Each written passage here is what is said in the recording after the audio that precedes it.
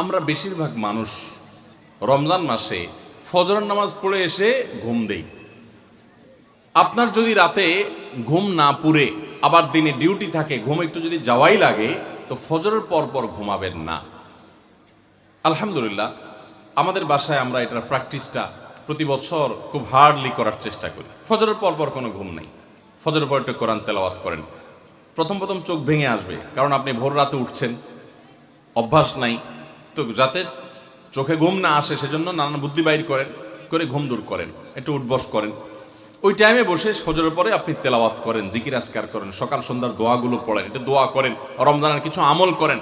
এশাকের নামাজের ওয়াক্ত হয়ে গেছে, 2 রাকাত নামাজ পড়ে এরপর আপনি পারলে দরকার হলে শুয়ে যান, কিন্তু ফজরের পরপর শুয়ে যাবেন না। এটা একটা ভুল, কারণ নবী করিম সাল্লাল্লাহু আলাইহি সাল্লাম সকালের এই সময়টার জন্য দোয়া করেছেন, আল্লাহুম্মা বারিক লি উম্মতি ফি বুকুরিহা, আল্লাহ আমার উম্মত জন্য সকালের সময়টাতে বরকত দান করুন। আর ওই সময় আপনি ঘুমায় থাকছেন। তো রমজান মাসে আমরা এটা একটা ভুল করি, এটা আমরা করব না যথাসম্ভব। অনেকে রমজান মাসে সাহারির খাবার এমনভাবে খায়, এক সময় আমরা দেখেছি ছোটবেলায় যে অনেক মুরব্বীরা আছেন রাত 12টা 11টার দিকে উঠে সাহারি খেয়ে তারপর শুয়ে পড়েন।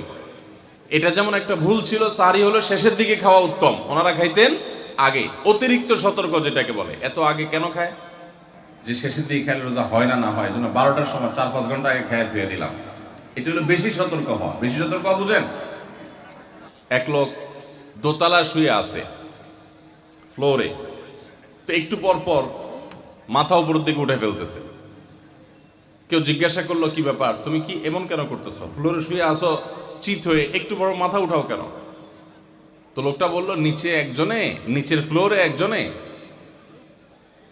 সুই সুতা দিয়ে কাপড় সিলাইতেছে, তো এইভাবে সেলাই করে টান দেন উপর দিকে। তো বলে যে সতর্ক থাকতে তো দোষ নাই, যদি ফ্লোর ভেদ করে আমার মাথা লাগে, এই জন্য মাথা উঠে ফেলতেছে। তো এটা অতিরিক্ত সতর্কতা হলো না? সতর্কতা ভালো, কিন্তু অতি সতর্কতা ভালো না। সাহারি অনেকে রাত 12টা 1টার সময় খান, এটা হলো অতিরিক্ত সতর্কতা। এত বেশি ভালো না, এত অতিরিক্ত সতর্ক হওয়া বরং নিষেধ। হাদিসে নবী সাল্লাল্লাহু আলাইহি ওয়াসাল্লাম আমাদেরকে সাহারি শেষের দিকে খেতে বলেছেন। এখন আরেকটা ভুল হলো, অনেকে সাহারি এত শেষে খান যে মুয়াজ্জিনের সাথে ওনার কম্পিটিশন হয়। মুয়াজ্জিন মাইক ধরে, মাইকের সামনে দাঁড়ায় মুয়াজ্জিন ঘড়ির দিকে তাকাইতে থাকে, টিক টিক টিক টিক আগাইতেছে কাটা। মুয়াজ্জিন প্রস্তুতি নিচ্ছে যে আল্লাহু আকবার করে হাঁক দিবে, আর উনিও ওইদিকে প্লেট হাতে গ্লাস হাতে খাবার খাচ্ছেন, ধুমায়া খাচ্ছেন, এবং কম্পিটিশনে লিপ্ত হয়েছেন যে মুয়াজ্জিন আগে আল্লাহু আকবার বলে না, তিনি আগে গিলে শেষ করেন। এরকম কম্পিটিশন হয় কি হয় না? বেশিরভাগ লোক, বিশেষ করে আমাদের যে কোনো কাজে আমরা একেবারে শেষ মুহূর্ত পর্যন্ত না ঠেকালে ভালো লাগে না। এই যে একদম আজান হওয়ার আগ মুহূর্ত পর্যন্ত খেতে থাকা, অনেক সময় দেখা যায় যে ভিতরে যেতে যাচ্ছে আজান পড়তেছে, এখনো আমার গলার নিচেও নামে না, এদিকে আল্লাহু আকবার শুরু করে দিছি, আল্লাহু আকবার শুরু করতেছে, তখনও চাপাই দিছি, এবার ফালাই দিছি। দেরিতে সাহারি খাওয়া সুন্নাত, এর মানে এই না যে এত দেরি করবেন যে মুয়াজ্জিনের সাথে আপনি চোর পুলিশ খেলাবেন। এত দেরি করা এটা অবশ্যই সুন্নাহ নয়। নবী করিম সাল্লাল্লাহু আলাইহি সাল্লাম সাহারি খেয়ে শেষ করার পর ফজরের নামাজ পড়তেন, মাঝখানে 50 আয়াত পড়ার মতো গ্যাপ থাকতো। 50 আয়াতের গ্যাপ মানে হলো 5 থেকে 7 মিনিট এভারেজ, এরকম গ্যাপ তিনি দিতেন, তারপর তিনি নামাজ পড়তেন। তো এই জন্য ভাইরা আমার, আমরা বলতে পারি যে 7 নম্বরের ভুল হলো, আমরা অনেকেই রমজান মাসে সাহারির খানা খেতে খেতে একেবারে আজান পর্যন্ত ঠেকাই দিই। এত দেরি করা আবার ঠিক না। আমরা অনেকে যদি সাহারি খাইতে না পারি তাহলে আর ওই দিন রোজা রাখি না। অনেক লোক আছে বলে যে আজকে সাহারি খাইতে পারি না, এই জন্য রোজা রাখি না। তো সাহারি না খাইতে পারলে রোজা রাখবেন না কেন? সাহারি খাওয়াটা সুন্নত আর রোজা রাখাটা ফরজ। আপনার সুন্নত ছুটে গেছে, কোনো অসুবিধা নেই। সাহারি না খেলে রোজার কোনো অসুবিধা নাই, সাহারি খাওয়াটা উত্তম। নবী সাল্লাল্লাহু আলাইহি ওয়াসাল্লাম বলেছেন, তাসাহহারু ফাইন্না ফিস সাহুরি বারাকা, তোমরা রাতের শেষ বেলার খানাটা, সাহারির খানাটা খাবা, এটাতে বরকত আছে, কল্যাণ আছে। দুপুরের খানায় বরকতের কোনো ঘোষণা নাই, অন্য কোনো খানায় বরকতের কোনো ঘোষণা নাই, কিন্তু সাহারির খানাতে বরকতের ঘোষণা আছে। এই জন্য আমরা সাহারির খানাটা মনে না চাইলেও অল্প স্বল্প কিছু হলেও মুখে দেওয়ার চেষ্টা করব, কারণ সেখানে বরকত আছে, কল্যাণ আছে।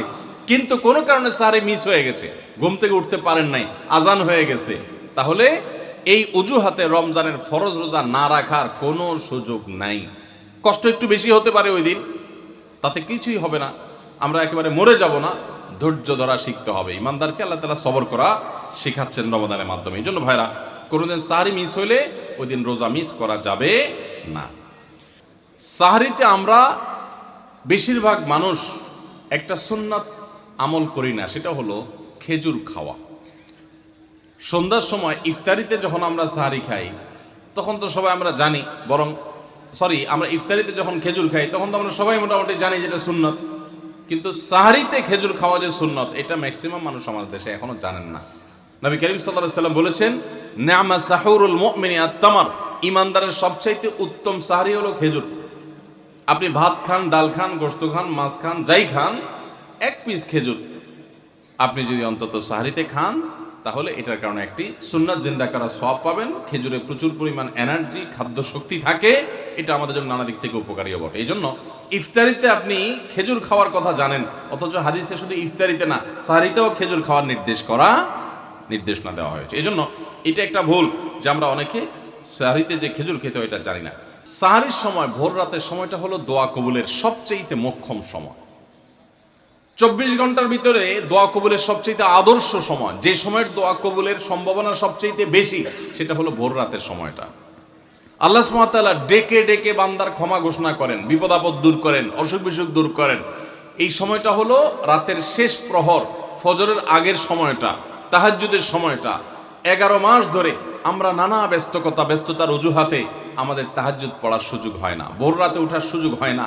ভাইরা আমার, রমাদানের মাস, আপনি তো সাহরি খেতে প্রায় প্রতিদিনই উঠছেন। আপনার যেহেতু সাহরি খাওয়ার উদ্দেশ্যে উঠাই লাগে, তো আপনি কেন এই মাসে সাহরির সময়, ভোর রাতের এই সময়টাতে যখন আল্লাহর সাধারণ ক্ষমা ঘোষণা করেন, ওই সময়টাতে আপনি কেন শুধুমাত্র খেয়ে পরে আপনি মসজিদে চলে যাবেন ফজরের জন্য? অবশ্যই আপনি সাহরি খেতে উঠলে 2-5 মিনিট সময় বের করে বিশেষভাবে আল্লাহর কাছে দোয়ায় মনোনিবেশ করবেন। আমাদের একটা বড় ভুল হলো সাহরির এই সময়টাকে দোয়ায় আমরা মনোনিবেশ করি না। সম্ভব হলে 2 রাকাত নামাজ পড়েন, 4 রাকাত নামাজ পড়েন। সেটা যদি না পারেন তো সাহরির খানার শেষে অথবা আগে আপনি আপনার রুমে গিয়ে লাইট বন্ধ করে নিরিবিলি জায়গায় একটু আল্লাহর কাছে হাত তুলে একটু চোখের পানি ফেলে চান, দোয়া করেন। দোয়ার এই সুযোগটা 11 মাস আপনি পান না, রমজান মাসে সাহরির উসিলায় পেয়েছেন, তো আপনি সেই সুযোগটা কেন হাতছাড়া করবেন? আমি বিনয়ের সাথে বলতে চাই, একজন মানুষের জন্য আমরা এই সুযোগটা হাতছাড়া না করি। আমি পারতপক্ষে কোনোদিন এই সুযোগটা হাতছাড়া করি না ভাইরা। যেদিন কিছুই করতে পারি না, ওই রকম দোয়া করার সময় হয়তো নাই, কোনো কারণে দেরি হয়ে গেছে উঠতে, ওই দিন খাইতে খাইতে মনে মনে দোয়া করার চেষ্টা করি, প্লেটটা ধুইতে দোয়া করার চেষ্টা করি। কারণ মুয়াজ্জিন ফজরের আজান যখন দেন, ওয়াক্ত যখন হয়, তার আগ মুহূর্ত পর্যন্ত আল্লাহ তাআলা দুনিয়ার আসমানে এসে তারপরে বান্দাকে ডেকে ডেকে বলেন, আল্লাহ মিন মুবতালান, তোমাদের মধ্যে কেউ কি অসুস্থ আছো, ফাআফিয়াহু, আমি তাকে সুস্থতা দান করব। আল্লাহ মিন মুস্তাগফিরিন ফাগফির লাহ, তোমাদের মধ্যে কেউ কি আছো ক্ষমা প্রার্থনাকারী, আমি তাকে ক্ষমা করে দিব। এভাবে ডেকে ডেকে আল্লাহ তাআলা দিতে থাকেন।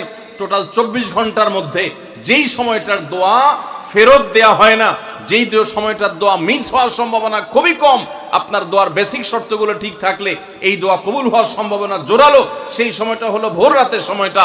রমজান মাসে এই সময়টাতে দোয়ার যে সুযোগ তৈরি হয়, দোয়ার যে বিশাল সুযোগ আপনি পান, এই সুযোগটা হাতছাড়া করে আপনি শুধুমাত্র খেয়ে দিয়ে এই সময়টাকে পার করে দেন, এটা কখনো বুদ্ধিমানের কাজ হতে পারে না।